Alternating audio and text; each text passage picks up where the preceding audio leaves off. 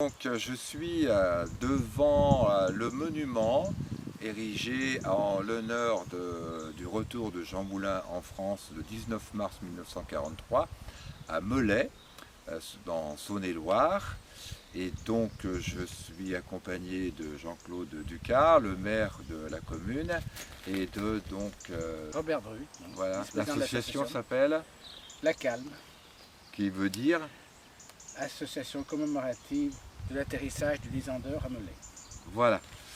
Donc je me retourne vers Jean-Claude. La stèle a été érigée donc Elle a été érigée donc fin 89 et inaugurée donc en 1990, en mars 1990, en présence ici de près de 2000 personnes. 2000 ici rassemblées, personnes. oui. Voilà. Et donc chaque année, le 19 mars ou 19 Le 20 mars. Le 20 mars. C'est toujours le 20 mars. Voilà. Puisque c'était dans la nuit du 19 au 20 mars. Donc il y a une cérémonie importante, patriotique, pour célébrer ce moment. Alors l'année prochaine, c'est les 80 ans du retour de Jean Moulin, du général de Lestrin et de Pinault de Londres, et qui leur permettront, pendant les 3 mois qu'il leur reste de liberté et de vie, de fonder le Conseil national de la résistance et la suite des événements. Alors donc sur la stèle, on peut voir également donc le nom de Pierre Delay, radio, son frère, et d'un autre résistant.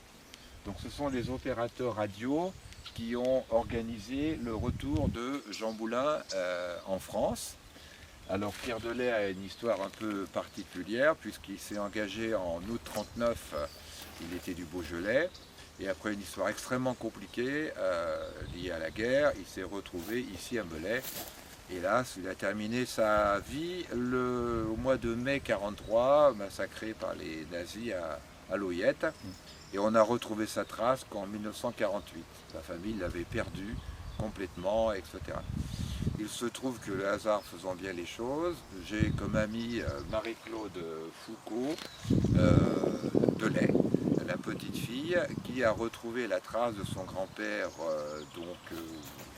en fouillant dans les archives. Il nous avait raconté avec beaucoup d'émotion cette découverte de ce passé de son grand-père et tous les documents, les archives qu'elle avait retrouvées, dont elle nous a fait partager le contenu pour notamment des expositions qu'on a fait sur cette thématique de l'atterrissage et de la résistance.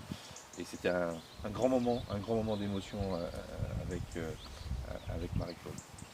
Donc, combinant tout ça avec le maire et l'association, le 19 mars prochain, on va créer un événement autour des 80 ans et qui va partir de la vie de Pierre Delay, qui sera symbolique de tous les opérateurs radio et des petites mains, de l'ombre qui ont pu organiser la résistance. Hein. Sans eux, on ne pouvait pas faire grand-chose. Et donc, on a lié la vie de Pierre Delay et de Jean Moulin, et qui se sont réellement rencontrés le 19 mars, et ont pu échanger, et ils se connaissaient un tout petit peu. Voilà, on va essayer de rendre un hommage aussi chaleureux et fraternel à ces héros connus et moins connus. Alors, donc on est devant le terrain d'atterrissage. Voilà, ici on est devant le terrain d'atterrissage où donc le Lysander a atterri en mars 1943, dans la nuit du 19 au 20 mars 1943. Ce terrain en fait avait été choisi et repéré parce que c'était donc une zone un petit peu reculée, tranquille, plus discrète, qui était relativement plate avec des prairies qui étaient en bord de Loire, et surtout le fait relativement héroïque, c'est qu'en fait les pilotes naviguaient sans lumière à vue, et il avait été repéré parce qu'il y avait c'était une nuit de lune où il y avait le reflet en fait de la lune sur l'eau, et comme le terrain est situé entre le fleuve, la Loire d'un côté et le canal de l'autre, ça faisait un guide en fait qui a permis aux pilotes qui venaient quand même du sud de l'Angleterre, au fin fond de la campagne bourguignonne ici, d'avoir ces éléments de repères géographiques et lumineux avec le reflet sur l'eau. Donc l'avion a atterri juste en face de nous, donc dans la zone de prairie qui est juste en face de nous. D'accord, donc la voiture est repartie par là-bas vers Marcigny. Elle est partie par le bord du canal, voilà. Donc la grosse traction où ils étaient 7 est sortie d'ici, est allée ensuite sur le terrain d'atterrissage, pas le plus près possible.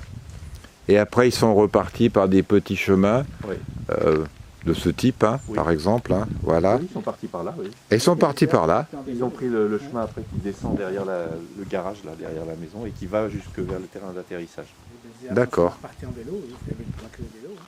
Incroyable. Donc c'était des comédiens amateurs après une répétition qui se détendaient comme on se détend toujours. Et ils ont entendu des bruits et ils ont vu dans le terrain les lumières allumées et ils ont entendu le bruit du Lysander.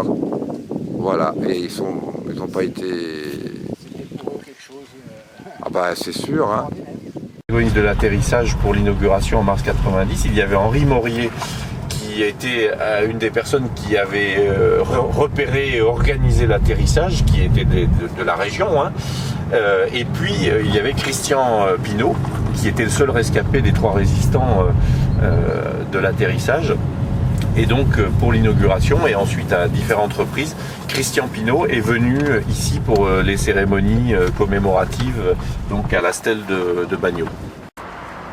Alors le garage dans lequel ils sont arrivés avec la fameuse traction, voilà, chez les commerçants, c'est dit dans la pièce, ils sont allés dormir en face. Dans les sacs de farine. Dans les sacs de farine. Voilà, c'est ça. Voilà, dans les sacs de farine. C'est un détail que j'avais omis, mais dans les sacs de farine. Et la gendarmerie était juste derrière, donc effectivement, ça donnait presque sur la gendarmerie. Voilà. Donc c'est là où ils sont c'est ça que dans la nuit, ils avoir été hébergés. Des bruits de voiture, c'était les Allemands qui passaient là. D'accord. Voilà, donc et Pierre Delay avait sa planque radio juste au bout de la rue là-bas. Chez M. Burdin. Chez M. Burdin. Qui était gérant de coopérative agricole. Ouais. Et donc c'est pour ça qu'il était inquiet d'avoir trop longtemps hébergé ici les résistants alors que sa planque n'était pas loin. Pas loin.